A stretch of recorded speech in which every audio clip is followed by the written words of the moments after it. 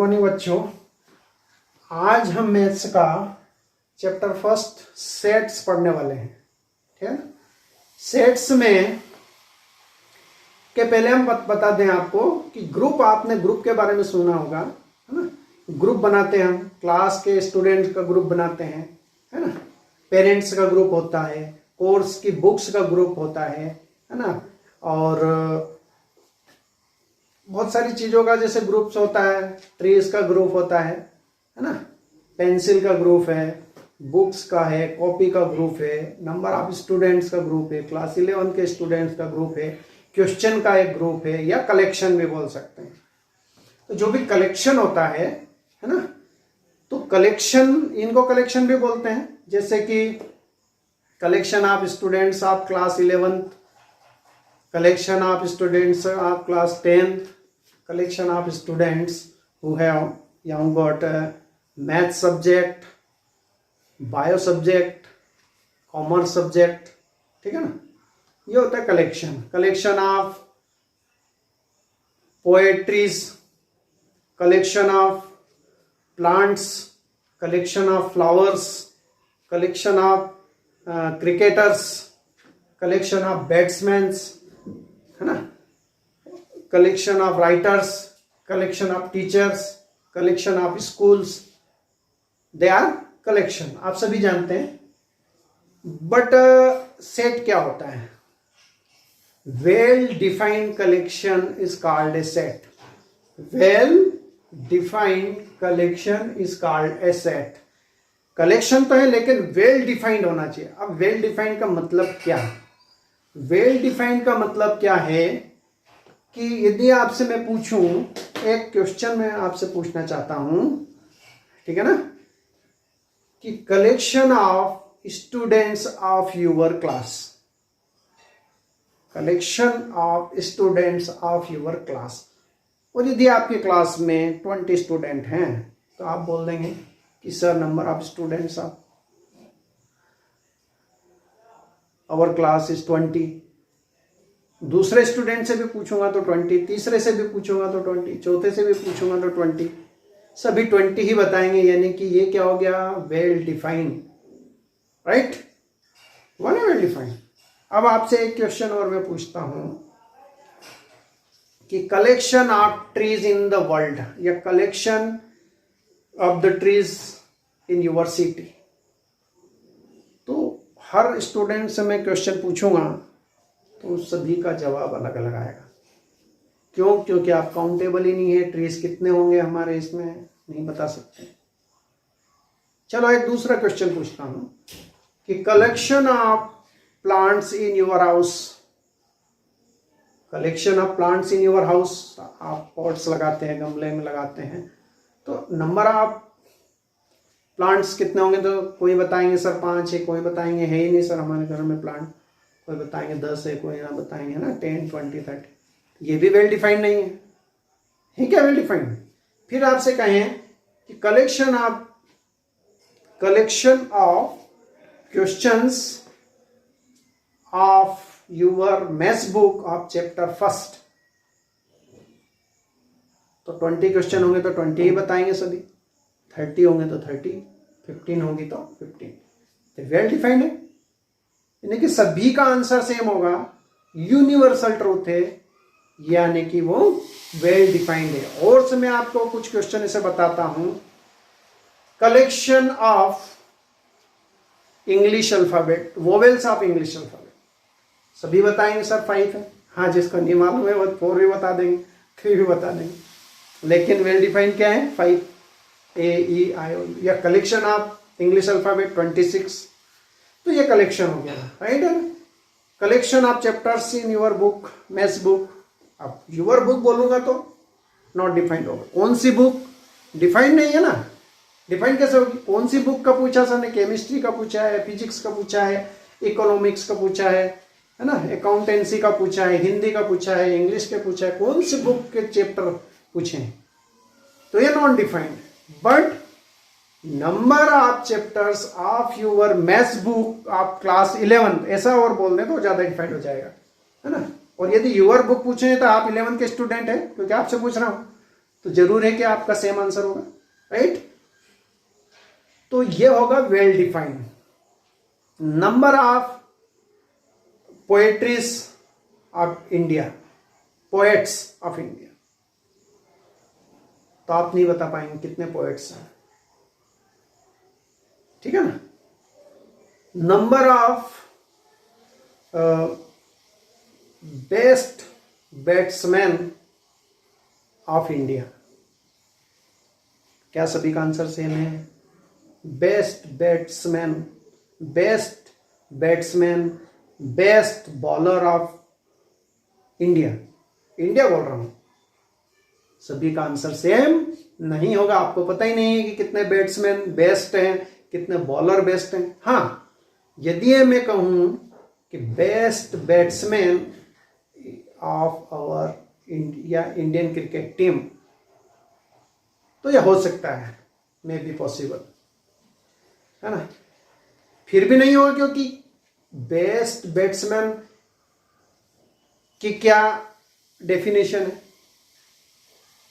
वो आपको बताना पड़ेगा, है ना। कलेक्शन ऑफ सेंचुरियन बैट्समैन बोल सकता हूं तो हो जाएगा डिफाइंड, जिन्होंने सेंचुरी लगाई है, 1 लगाई है, 2 लगाई है, राइट।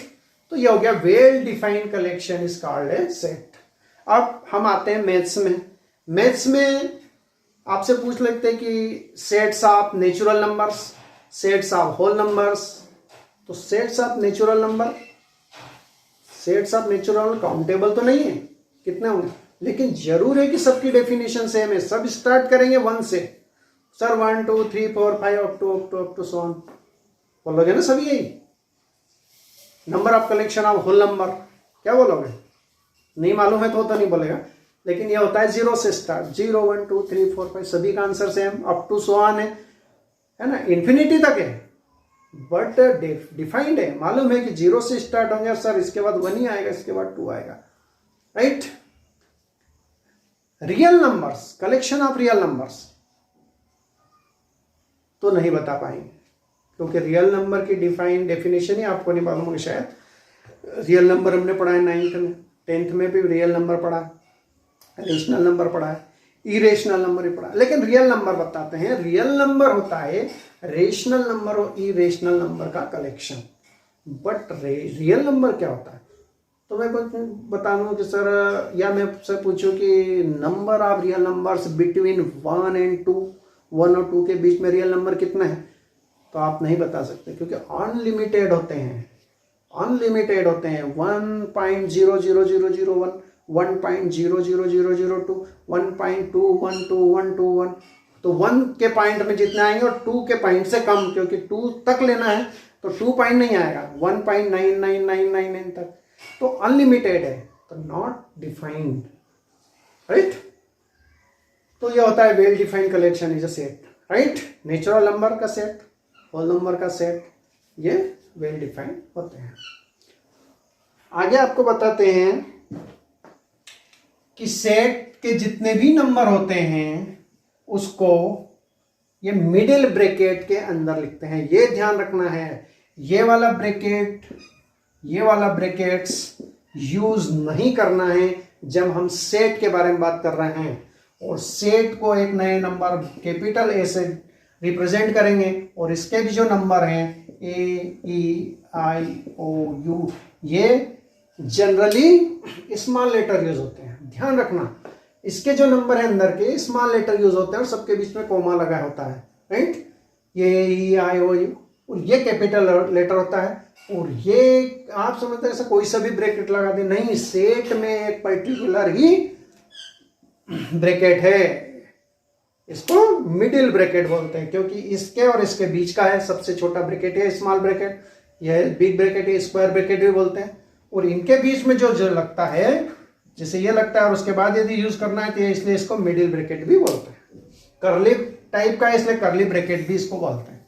कर्ली जैसा दिखता है ना, कर्ल, तो कर्ली ब्रैकेट भी इसको बोलते हैं। तो कर्ली ब्रैकेट यूज करना है या मिडिल ब्रैकेट यूज करना है, और कोई सा ब्रैकेट यूज नहीं होता है सेट में। और इसके जितने भी एलिमेंट्स होते हैं स्मॉल लेटर यूज होते हैं, और ये जो सेट है ए लिखा है या बी या कुछ भी लिख दूं मैं, ये होता है कैपिटल लेटर, राइट। तो ये सेट हो गया।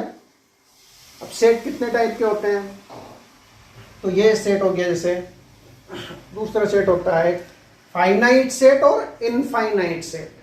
फाइनाइट सेट, फाइनाइट सेट में 1 2 3 4। Infinite, infinite set, infinite set लिखा मैंने।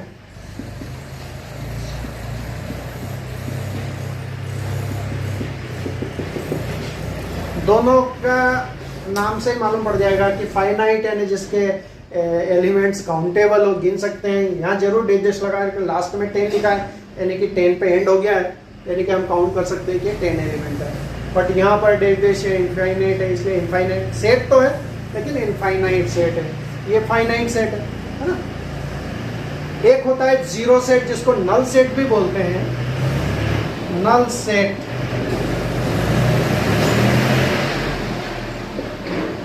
नल सेट क्या होता है, नल सेट में कोई भी एलिमेंट नहीं होता है, ये बहुत इंपॉर्टेंट है। नल सेट जिसको बोलते हैं एम्प्टी, खाली है इसलिए खाली भी बोलते हैं empty set. Empty set, set और एम्प्टी सेट। एम्प्टी ना खाली है, नल इसका स्पेशल नाम है ना। तो finite set, infinite set, null set, चार एम्प्टी सेट। और नल सेट को हमेशा रिप्रेजेंट करते हैं फाई से, ऐसा जीरो लगा के क्रॉस करना है। पाई अलग होता है और फाई है, क्या है, इसमें 4 एलिमेंट है।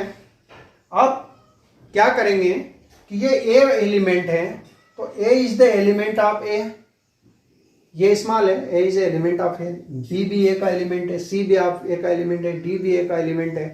तो इनको कैसे लिखते हैं या इनको कैसे बोलते हैं मैथ्स की language, A belongs to A, क्या बोलते हैं इसको, A belongs to A, B belongs to A, C belongs to A, D belongs to A, E does not belongs to A। E कहाँ है इसमें, नहीं है ना। E does not belongs to A, E इसका एलिमेंट नहीं है तो does not belongs to A, right. ध्यान रखना है, ये ऐसा बनाते हैं, E नहीं बनाते ऐसा। ये भी जहाँ वर्ड है तो ग्रीक लेटर्स हैं और इनको जैसा बताया गया है वैसे ही लिखा जाना चाहिए। A belongs to A, B belongs to A, C belongs to A, D belongs to A, E does not belongs to A। इसको ऐसा पढ़ते हैं, राइट। कैसे बनाते हैं, सिंपल, इस टाइप से। ये बिलोंग्स टू वाला है एलिमेंट, इसमें बिलोंग करते हैं कि नहीं करते हैं ना। यू बिलोंग्स टू इन शाजापुर, अब शाजापुर सिटी को बिलोंग्स करते हैं, तो इस टाइप से। और सेट 2 टाइप के होते हैं, इनमें 2 टाइप होता है। एक तो होता है रोस्टर फॉर्म, 2 टाइप के होते हैं, फॉर्म 2 होते हैं। किसी भी सेट को 2 फॉर्म में लिख सकते हैं, रोस्टर फॉर्म और सेट बिल्डर फॉर्म। और रोस्टर फॉर्म में तो अभी तक जो भी लिखा हमने रोस्टर फॉर्म में ही लिखा है। जैसे हमने लिखा कि ए ई आई ओ यू, ये रोस्टर फॉर्म है ना, जिसको लिस्ट फॉर्म भी बोलते हैं। एक लिस्ट बन जाती है, ये है roster form. But set builder form क्या है, सेट बिल्डर फॉर्म में जैसे आपको दे रखा है कोई भी सेट है, x such that x belongs to N, 3 is less than x is less than 9। इसको समझना है। एक्स सच दैट है, नहीं किस टाइप का है कि एक्स बिलोंग्स टू एन है। ये बिलोंग्स का मतलब मैंने समझाया था, एन मतलब एन यानी नेचुरल नंबर, ये ध्यान रखना। मतलब जितने भी एक्स सब नेचुरल नंबर है। फिर आगे एक कंडीशन और दे रखी है कि 3 और 9, एक्स की वैल्यू 3 और 9 के बीच में लिखना है। क्या लिखना है, 3 और 9 के बीच। तो फिर ये हो गया आपका सेट बिल्डर फॉर्म। क्या हो गया, सेट बिल्डर फॉर्म। लेकिन सेट बिल्डर फॉर्म में को रोस्टर फॉर्म में कैसे चेंज करते हैं, यदि इसको लिखना है तो आपको मालूम है कि नेचुरल नंबर है तो 1 से स्टार्ट होते हैं, लेकिन यहां दे रखा है कि 3 से स्टार्ट करना है, 3 से बड़ा और 9 से छोटा लेना है। तो 3 से बड़ा यानी कि 4 5 6 7 और 8, 9 भी नहीं लेना है और 3 भी नहीं, 3 से बड़ा और 9 से छोटा। समझ में, ये होता है सेट बिल्डर फॉर्म, राइट। एक सेट बिल्डर फॉर्म में 3-4 टाइप के होते हैं। मैं आपको बता दूं कि इफ, ये समझ में आ रहा है, यहां यदि इक्वल टू का साइन है तो 3b उसमें इंक्लूड हो जाएगा। क्या हो जाएगा? 3 इंक्लूड। तो यहां क्या आ जाएगा आपका, यदि इस टाइप का है तो 3 इंक्लूड हो गया। मैं यहां लिख देता हूं, है ना। यदि ये सेकंड स्टेप है तो यहां से 3, 4, 5, 6, 7, 8, राइट। तीसरा एक इस टाइप का, यहां इक्वल टू दे रखा है तो 4, 5, 6, 7, 8, 9, तो इधर 9 इंक्लूड हो जाएगा, 3 नहीं होगा। बट दोनों साइड यदि इक्वल टू दे रखा है तो आपको 3 भी इंक्लूड होगा और 9 भी इंक्लूड होगा। तो आपको क्या लिखना है? 3, 4, 5, 6, 7, 8, 9। तो ये इक्वल टू का भी ध्यान रखना है, जिधर इक्वल टू है वाला नंबर आएगा, क्योंकि उसको पढ़ते ही है किसे, x इज लेस देन और इक्वल टू 9। x 9 और 9 से छोटा है, यानी 9 भी है और 9 से छोटा भी है। और 3 इज लेस देन और इक्वल टू x, यानी 3 और 3 छोटा है x से और इक्वल भी है, तो इक्वल भी यानी 3 से स्टार्ट होगा। तो ये हो जाएगा आपका पहले वाले टाइप का, दूसरे वाले टाइप का ये, तीसरे वाले टाइप में, है ना, ये दोनों तरफ इक्वल टू नहीं है तो ये एक तरफ इक्वल टू है तो 3 इंक्लूड हो जाएगा, इधर इक्वल टू है तो इधर इक्वल टू है तो 3 इंक्लूड हो जाएगा, इधर इक्वल टू है तो 9 इक्वल हो जाएगा। और यदि दोनों इक्वल टू है तो दोनों कॉमन आ जाएंगे और यहाँ आ जाएगा आपका 3, 4, 5, 6, 7, 8, 9, राइट। तो इसको बोलते हैं सेट बिल्डर फॉर्म और एक होता है रोस्टर फॉर्म। इन दोनों को आपस में एक दूसरे में चेंज करना, जैसे मैंने बताया है ऐसा आप चेंज कर सकते हैं और इसको इसमें चेंज कर सकते हैं। ठीक है ना। नेक्स्ट टाइम पे इसको देखेंगे कि एक दूसरे में कैसे चेंज करते हैं। ठीक है ना बेटा। तो आपको ये वीडियो कैसा लगा आप लाइक जरूर करें, कमेंट भी करें आप कैसा लगा, शेयर करें अपने मित्रों को जो क्लास 11th में है। और आप पहली बार देख रहे हैं तो सब्सक्राइब नीचे लिखा होता है उसको जरूर प्रेस करें।